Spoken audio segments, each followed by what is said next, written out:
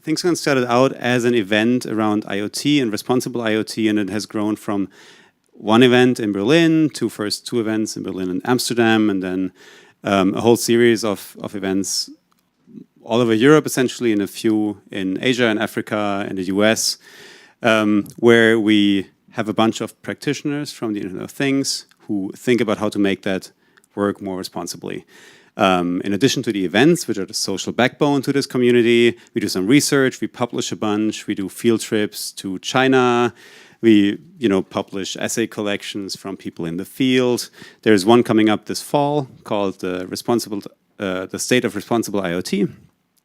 There's also going to be another trip to China later in the year. I'm going to talk about this later a little bit. And there's one project in particular that we want to talk about today, where we try to take all the things we talk about and turn them into action, and that is a trust mark for the Internet of Things. So I'm going to be sharing a little bit about the status of that project today. In the middle, I'm going to hand on over to Jason Schultz, who is a professor at NYU Law, who has worked with the EFF and other relevant organizations in that space, and he's going to dig into like the legal aspects of what that might mean. And you can find a lot about Thingscon here, but today it's all about the trust mark for IoT. And I'm just going to, oh yeah, also my co-founder Max is here, sorry. Hello. Hey, Max. First of all, this is the first time we actually publicly, I think, even mention the name of this project. It's called the Trustable Technology Mark. TrustableTech.com is the website that goes with it. I'm very excited that we have a design and a name now, because a trust mark for IoT is not a good name. Now we have one. And it's essentially the one sentence thing. What we're trying to do is we try to empower consumers to make better informed decisions about what connected devices they buy, and also enable companies that want to do the right thing to prove that their connected devices are trustworthy. And that's not as trivial as it sounds at all. So we're currently roughly 3 people working on this, not full time, but 3 people working on this. I'm the project lead. Jason Schultz helps out with the legal stuff, and Pete Thomas, who teaches at the University of Dundee, helps with design and strategy. Jason and I are also Mozilla Fellows currently, so we get Mozilla support to make this happen. And why do we need a trust mark at all? The thing is, IoT is mostly black boxes. Everybody who's worked in this field knows it's really hard to find out what devices do, what their capabilities are, what happens. And if I have a device today, like a connected throwable microphone, I'm not going to use that now, just for the AV team, it'll still be the same after the next software update tomorrow, and chances are it might not be. So people have no way of finding out which devices to trust, which not to trust. And that's not an oversight on consumer side, it's just there's no tools to do that yet. And I think this is oversimplifying a little, but I think there's 4 questions that we should always be able to answer for every connected device that we get into our lives. Does it do what I expect it to do? Like, does it function essentially? Does it do anything I wouldn't expect reasonably? Does it also listen to me or listen to the ads I play on my TV and then serve me ads on Facebook later or something? That's not something you'd expect from your TV to do, yet it has happened before. In a case of, I think, of Samsung. So, bad idea. Is the organization trustworthy that produces it? That's really hard to figure out, but like roughly, do you kind of trust the people who make it? And is it made using trustworthy processes? Because especially security and privacy is often based on, everything to do with data is often, the processes have to be right in order for the outcome to be right. And usually we can't really answer these questions currently.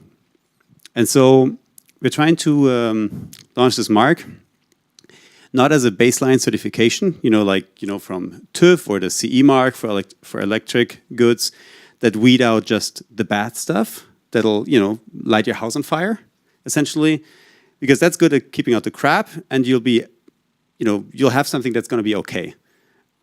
We try to take the other route, and we try to raise the bar at the very top. The companies that are already motivated, that already want to do the right thing, that put in the extra effort, security and privacy data, and respect for privacy and all the things that make it harder to build a good product, and give them a way to show that they do that. And this essentially might be something that only applies to 5% of the products on the market. Might be more, But either way, they're the companies that raise the bar and that sets, that set a new gold standard for the things we want to see built. So that's where we're coming in. Not by going into a broad approach where we just try the bad stuff, but be very narrow and focus on the really high-end stuff. And so there are a few things that we need to get right. First of all, it has to be meaningful. If anyone can just slap it on their product, even if it's like a crap product, not going to help anyone. So that's one thing. That's the obvious one. It also should be, I think, really hard to earn. Like, it shouldn't be easy to build. It should be easy, but it's not easy. It's really hard to build a really good product that builds connected services based on, limited data and good data practices. It's really hard to do. But also, we don't want to create a lot of overhead. So it should be easy to apply. Because the companies that already build good stuff shouldn't also be burdened by overhead. And by overhead, I don't just mean it should be easy to kind of prove that you comply, but also it should be free. It should be free to use. We're building this as open source as possible, and this is gonna be free to use forever and for everyone.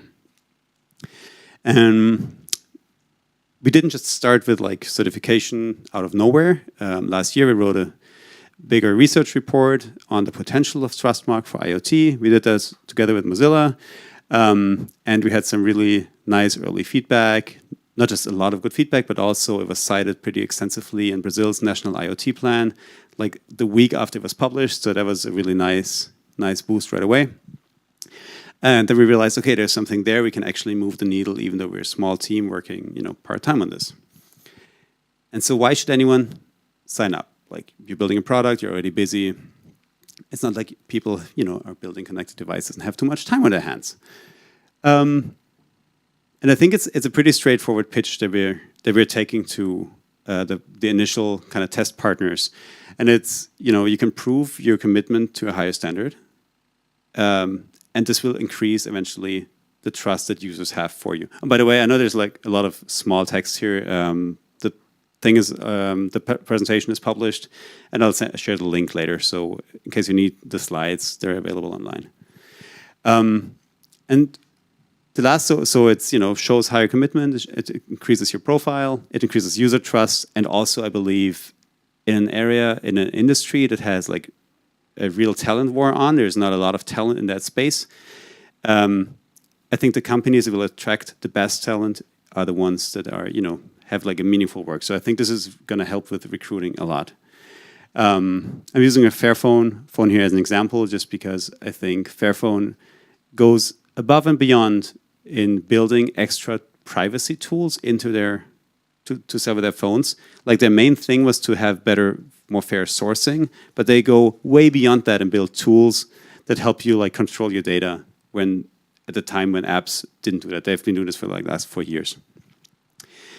And so, how's it gonna work? That's where we get into the nitty-gritty, and this is a work in progress. So if you see something, please, share your thoughts on that. So we evaluate 5 key dimensions. I'm going to go into this in a second, like which ones they are. It's a method of self-certification. So there's not going to be a centralized authority that gets paid to certify and audit the company for various reasons. Not only do I think it misaligns incentives if you get paid to certify other people. I think there's a conflict of interest there, but also it's too slow, especially when devices, get software updates all the time, so it's not really doable. The approach we take is that you fill out essentially a questionnaire where you have to answer very deep questions that should give users and media like a good idea of like what you're building, and that will be fully published. So there's a fully published log file of all the things you've been doing, and they need to be human readable. That's one of the building blocks that I think is really important. It's a very different, non-automated approach in that it's not like a script testing for security. There's like other aspects there. That means people need to answer these questions, and then you can hold the company up, standards up against that public commitment. It's going to be decentralized, and it's going to be openly licensed and free to use, as I mentioned, which is pretty much the only one out there, I think, that would take this approach, because all the big certification bodies, they're giant and enormous, and they have a lot of overhead, and they charge a lot of money to certify companies. So this is something that should make it a lot more attractive to use, and that I hope will promote it to get more traction. The 5 dimensions we're looking at are privacy and data practices. Like, is it respectful of your privacy? Does the company use best data practices? Is it transparent? Does it mean, is it obvious to users what the device does, what the data it collects might be used for? Security is an obvious one. Is it built using best security practices? It's never going to be fully secure, but there's ways to make it more secure. How open are device manufacturers? Open data used or generated. This is something on a values perspective I think is really important to include. And how stable is the product? Meaning, how robust is it? How long a life cycle can we expect? What's the longevity expectation? Does it change? Can it be bricked? Can you use it after the company goes belly up or is sold? Which is something that everybody who's used connected devices has lost devices because they were shut down. And it sucks. It's not okay. And so the way we're doing this is the process means that the companies fill out these forms, that the documentation gets published, it's freely licensed. So on top of that, we hope that we can grow a whole ecosystem of services that we don't have to build, but developers can build, that media can look at to create rankings, aggregated visuals, comparisons, data visualizations, all kinds of things. And at the core, that's because it's fully openly licensed. So to sum that up, this is the core project that we're building. And we think there's more to happen before and after. The core thing is a self-evaluation tool, essentially a glorified questionnaire currently. Takes a bunch of questions, say, yes, we do this, we do this, we do this. How do we do this? And then you explain how you do it. If you pass that test, first of all, you get an evaluation that you can use internally. You can say, okay, we have some gaps here. We might want to go back to the drawing board.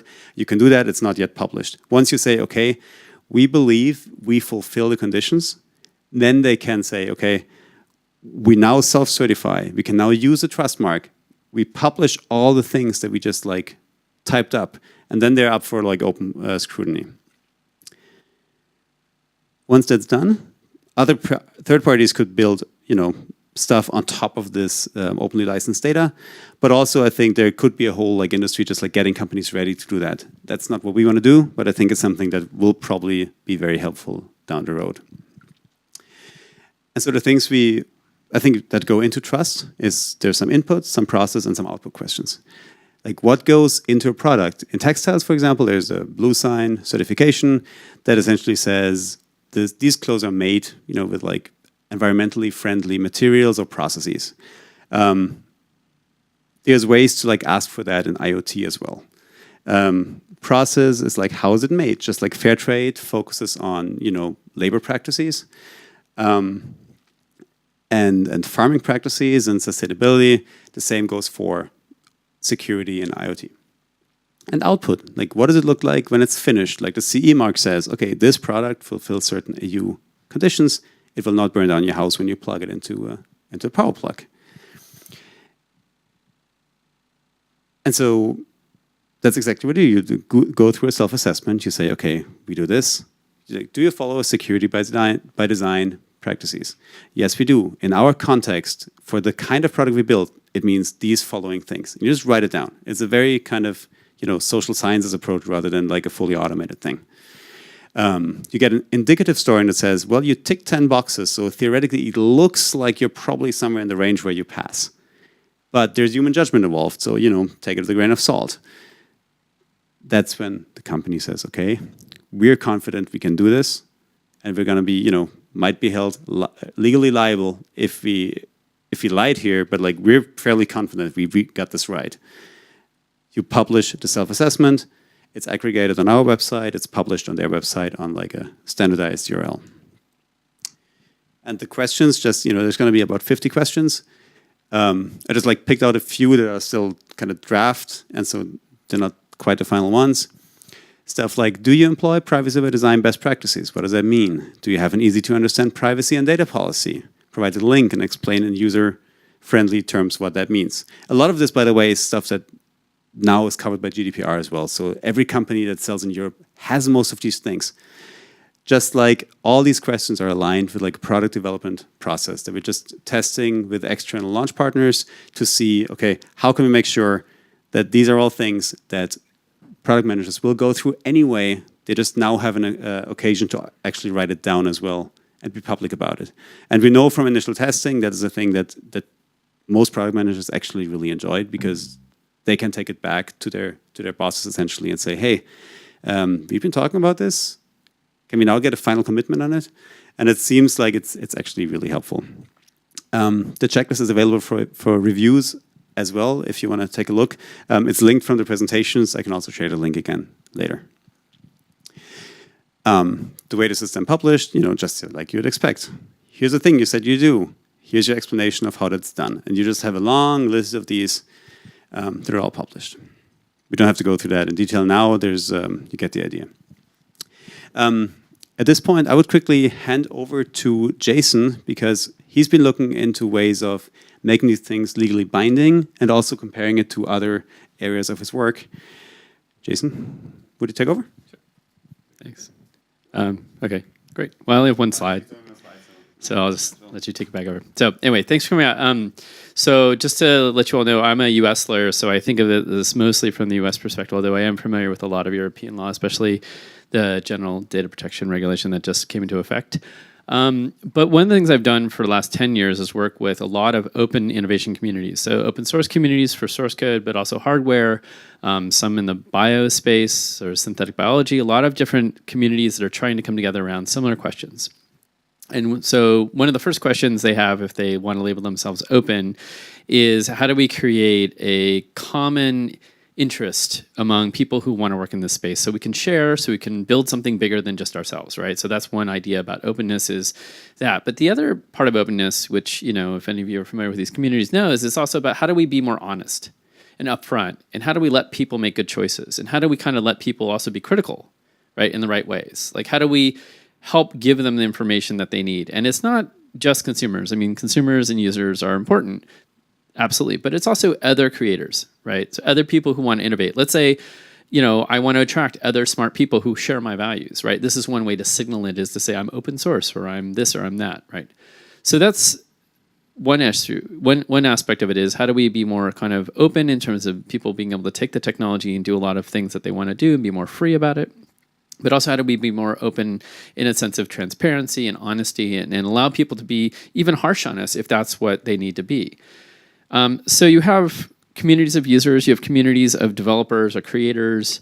You also have kind of the interaction with markets and what people buy and sell in terms of competition, right? So another goal of kind of being open is to signal that you can actually fork this. You can take it where you want, and you could actually be my direct competitor as long as you follow similar kind of values, right? Like those values usually get set by the legal license. Like you can, if you modify the code, you have to also publish the code when you distribute. Or if you're, in the Creative Commons realm and I have an attribution requirement, it means that you can take my stuff, but you have to always tell people I was the person who made it and it's my contribution to your thing, right? Whatever those licenses say. Now, that's all generally done in the legal areas of copyright, a little bit in patent, although not much. And what's interesting is that this whole approach here, when you look at the legal landscape, it's trademark law. And one of the things that I've done for a long time when I was at EFF and teaching and advocating is I always try to take intellectual property laws that are often used by people who are trying to be very, quote unquote, evil, like they're trying to lock things down or punish people or censor people, and say, is there a way that we can flip it over and try and make it something that is actually a lever that we can use to open things up and make it more interesting and more accessible and more democratic in some way? And so trademarks have always been potentially that. And this is an interesting area because, and that's part of why I wanted to work with Peter and the other folks on the project, because I do think there's potential here. So how many of you are familiar with the Kosher Trademark at all? Like, raise your hand if you've ever heard it. So Kosher it depends what community you come from. It's a Jewish tradition of how you prepare food.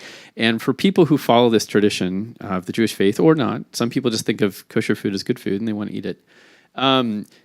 They look for these marks on the food. They go to the grocery store and they're like, does it have, this is just one, there are lots of them. Usually they have a K, but there's like an O and a U, which is very popular, and a bunch of different ones, right? And they're kind of checking the shelves and they go, oh, okay, got it. So, and you ask people in all these surveys, like, what does it mean to have something be kosher? And almost no one, except like the rabbis, really have any like answers. They're like, oh, it means it's good for you, or it follows Jewish law or something, right? So I actually went to the U.S. Trademark Office website and I looked up what this kosher mark means. So if you go to the grocery store and you buy bread and it has that mark on it, what it means is it's been certified.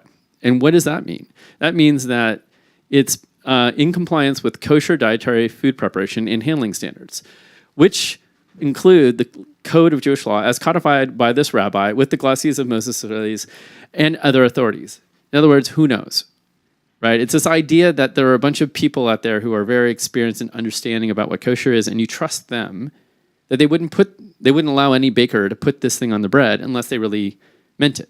And what turns out to be is that that's exactly right. So what happens in the United States, but anywhere really in the world, is that if you want your product to be kosher, you actually have to get a rabbi to bless it. Like, that's literally the test for getting your certification mark as a trademark. Or you have to submit it to like the Council of Rabbis, or there are various processes that you have to do. Now, these are opaque processes. These are not transparent. These are very arbitrary processes. But they are based fundamentally, if you look at them abstractly, on values. And that's what people are saying. It's like they're saying, okay, I may not know exactly what Jewish law says, but I trust that these rabbis have values that I share in some way, that I'm connected to in some way, and that they're looking out for my best interest. I may not always agree, but like this mark means something, right, for the people who care about kosher. And so the idea that a trademark could represent a set of values, community values, could also apply to open source, to trusted, secure, privacy, protective IoT, to Fairphones, to whatever those things are, right? If you get the right set of values and you get the right mark, and that mark becomes a symbol, you can imagine that people might start trusting that the people who are trying to help put this mark on the right things might be people who you agree with around the values that the mark is trying to symbolize. So we see this kind of in the organic area, although there's a lot of controversy over what is organic or what is bio, right? There's a lot of politics and arbitrage. We could talk about the threat models to this, to the trademarks being actually trustworthy. But in general, you get it, right? When something is trying to say that it's organic or bio or whatever, that it's trying to say it's somehow, if you go back to Peter's pyramid, it's not just that it won't kill you, it's actually supposed to be better than won't kill you. It's supposed to be actually higher quality on some level around the processes or the ingredients or various things, right?